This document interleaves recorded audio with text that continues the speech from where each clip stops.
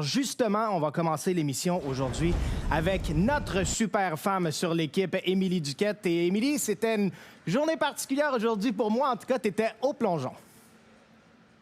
Oui, et je suis toujours du côté du PEPS de l'Université Laval. Et tout de suite, Alex, j'ai envie de te demander, toi, t'étais un habitué des médailles d'or, hein?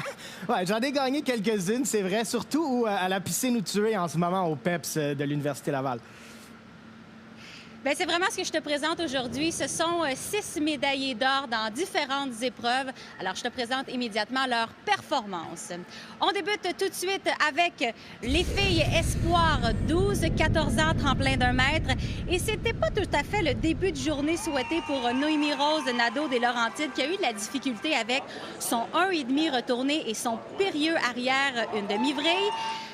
Par contre, elle avait eu une très bonne ronde de préliminaire et c'est ce qui a payé. Elle a remporté l'or. On l'écoute.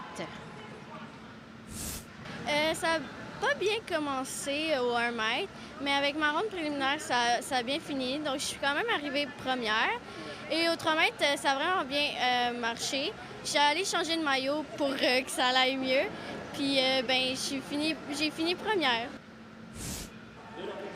Chez les garçons provinciaux, 12-14 ans, tremplin d'1 mètre, Xavier Logan de la Rive-Sud qui a vraiment créé la surprise. Normalement, c'est un plongeur qui se situe dans la moyenne, mais aujourd'hui, il a bien réalisé son 1,5 arrière.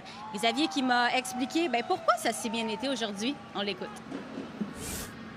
Je me suis sentie plus confiante, j'étais moins stressée que d'habitude, donc j'ai vraiment bien rentré mes plongeons, beaucoup mieux qu'en pratique d'habitude. Garçon espoir, 15-17 ans, cette fois-ci, tremplin de 3 mètres, Mathis Brisson des Laurentides, qui a son deuxième saut réussi, un plongeon renversé, sans éclaboussure. Tout de suite après, il va faire un 1,5 arrière avec une vrille et demie. Et Mathis, qui avait également remporté l'or au 1 mètre un peu plus tôt aujourd'hui. On passe maintenant du côté des garçons espoirs 12-14 ans. On est au tremplin de 1 mètre. Isaac Bélair de la Naudière qui a battu Émile Cloutier des Laurentides avec près de 40 points d'avance. Il a réalisé, entre autres, un plongeon retourné et un 1,5 renversé. On écoute Isaac qui avait presque plus de voix. Bien, ça s'est bien passé. Au 3 mètres, j'étais premier à la base.